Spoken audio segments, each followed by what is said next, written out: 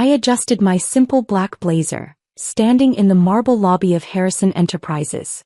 Around me, my family members streamed into the main conference room, dressed in their designer best for the emergency board meeting. No one spared me a glance. I was invisible, just as I'd been for the past 7 years. "Emma, what are you doing here?" My Uncle James's voice cut through the pre-meeting chatter. He stood in the doorway of the conference room, his expensive suit and carefully styled gray hair screaming old money and power. "I'm here for the meeting," I said calmly, holding up the company ID I still kept. "I own shares, remember? The ones Grandpa left me." A dismissive laugh rippled through the gathering crowd. My cousin Peter smirked from behind his father. "Those worthless Class B shares. They don't even give you voting rights anymore." He was right. 7 years ago, when I'd refused to sell my small inheritance of company shares, the board led by Uncle James had voted to convert them to non-voting stock. It was their way of ensuring I'd never have a say in the family business. "This is a critical meeting," Uncle James said, straightening his Italian silk tie. "This is for successful family members only. People who understand business." The irony of his words almost made me laugh.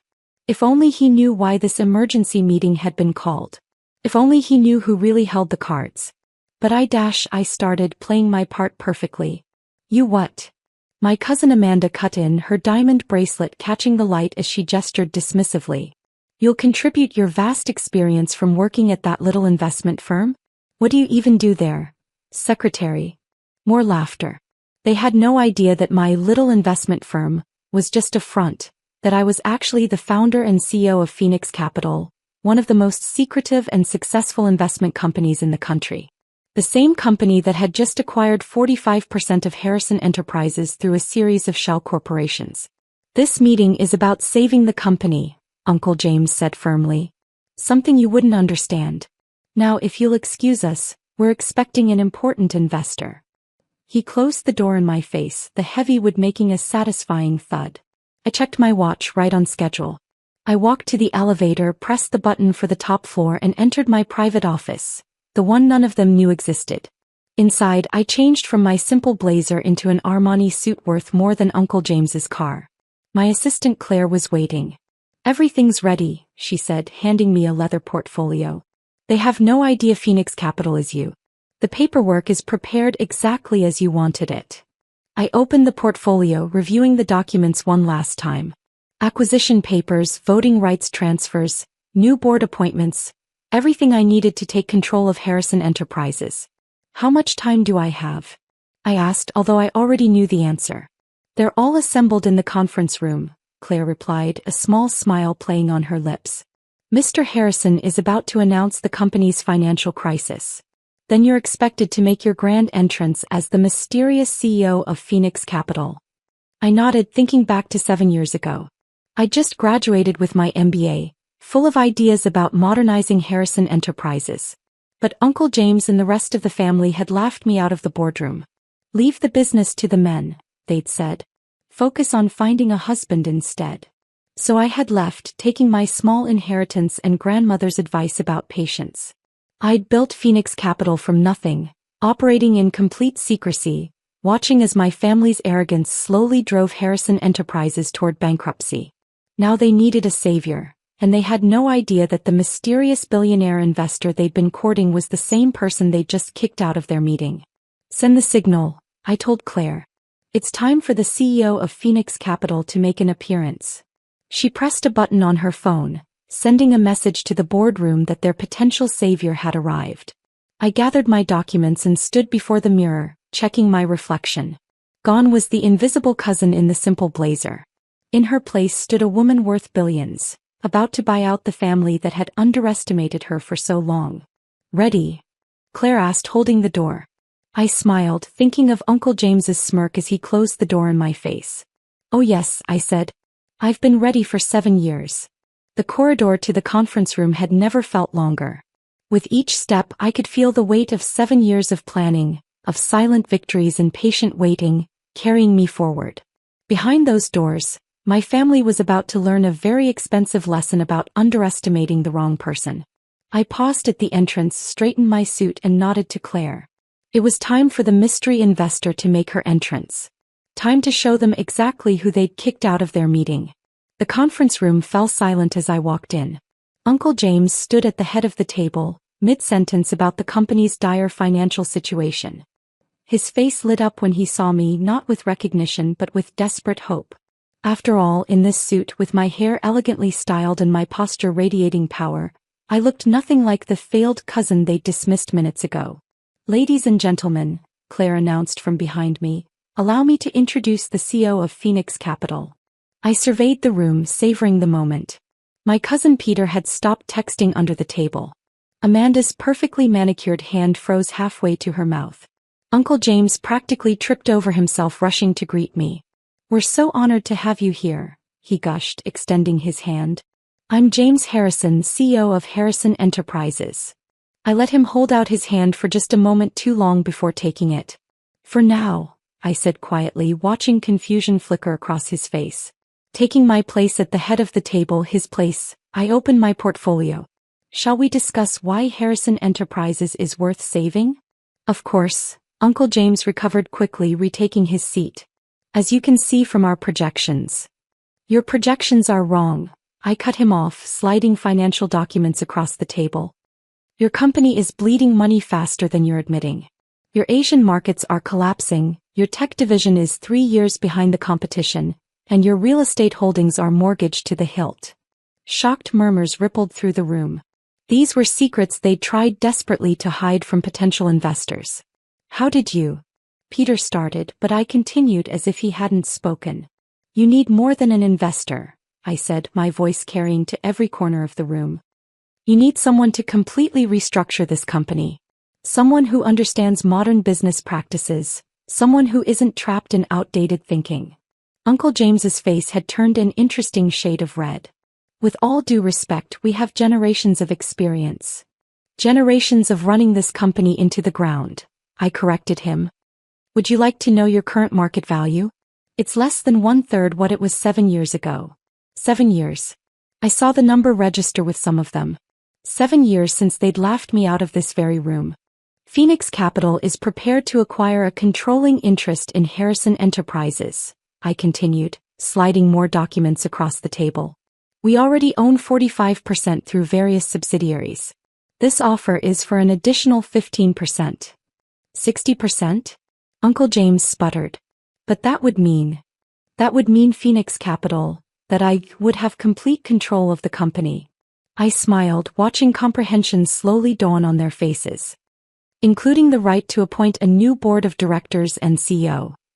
Amanda stood up suddenly. "You can't do this. This is a family company." "Is it?" I asked softly. "Because minutes ago you were quite eager to sell to a stranger. Or does family only matter when it's convenient?" I stood, walking around the table slowly. "Would you like to know how Phoenix Capital grew so powerful so quickly? We looked for companies like this one.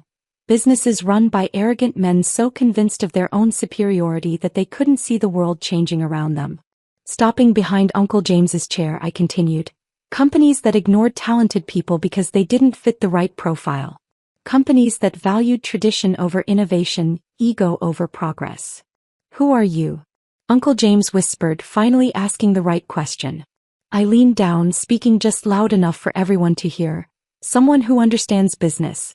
Someone you kicked out of a meeting less than an hour ago." The recognition that swept through the room was almost palpable. Peter dropped his phone. Amanda sank back into her chair. Uncle James's face went from red to white in an instant. "Emma," he choked out. "Surprise," I said softly, straightening up. "Still think I don't understand business, Uncle James?" The silence that followed was deafening. 7 years of underestimation, of dismissal, of condescension, all shattered in a single moment. But I wasn't done yet. Not even close. "Now," I said, returning to my place at the head of the table, "shall we discuss the terms of your surrender? Or would you prefer to explain to the shareholders why you rejected a billion-dollar lifeline because of your pride?" The choice was clear. And as I watched my family's empire crumble before me, I couldn't help but think that sometimes, revenge is best served in a designer suit with a side of hostile takeover. The next hour was a masterclass in corporate dismantling. One by one, I laid out the terms of Phoenix Capital's takeover. My family sat in stunned silence as I systematically stripped away their power, their privileges, and their illusions of control. First, I said, pulling out another document, all current board members will tender their resignations effective immediately. You can't just dash, Peter began. I can and I will. I slid the resignation letters across the table. Sign them now or I'll call an emergency shareholder meeting and have you removed publicly. Your choice. Uncle James stared at the paper in front of him, his hand trembling slightly. Everything I built. Everything you inherited, I corrected him. And then nearly destroyed through mismanagement and ego. Amanda, tears streaking her expensive mascara, tried one last plea. But we're family. Family. I stood up, planting my hands on the table. Was it family when you blocked my proposals for digital transformation? When you mocked my MBA thesis about modernizing the company? When you told the industry I was just a failed heiress playing at business? I pulled up the company's financial records on the screen behind me. While you were all flying private jets and buying vacation homes with company money, I was building something real. Phoenix Capital has acquired 37 companies in 7 years. We've turned every single one of them profitable. The numbers didn't lie. My success was there in black and white, undeniable and overwhelming. Here's what's going to happen, I continued. Harrison Enterprises will be restructured. The old board is out. The nepotism ends today. From now on, positions will be earned, not inherited. I pressed a button and Claire entered with a new stack of documents. These are your severance packages. Generous ones, provided you sign non-disclosure agreements and leave quietly. And if we refuse? Uncle James asked, finding his voice at last. I smiled, pulling up another document on the screen. Then I released the audit findings to the SEC. The hidden accounts, the manipulated books, the insider trading, all of it. The color drained from his face. He knew I had him. Had all of them. You've been planning this for years, Peter said, realization finally dawning. All those quiet investments, the shell companies. 7 years, I confirmed. Long enough to watch you run this company into the ground. Long enough to build Phoenix Capital into something powerful enough to swallow Harrison Enterprises whole. I walked to the window looking out over the city skyline. You know what the funniest part is? If you had listened to me 7 years ago, none of this would have been necessary. My proposals would have saved the company. But you couldn't see past your own prejudices.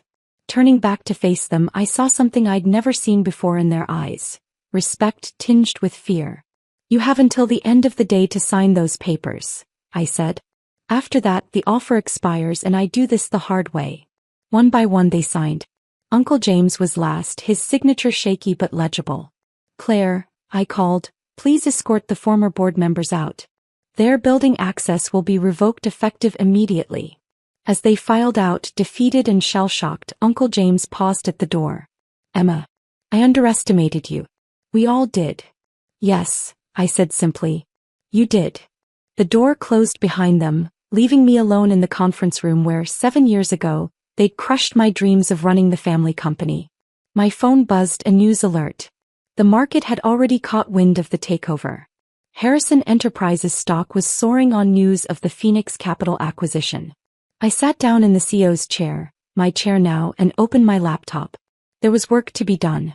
A company to rebuild. A legacy to reshape.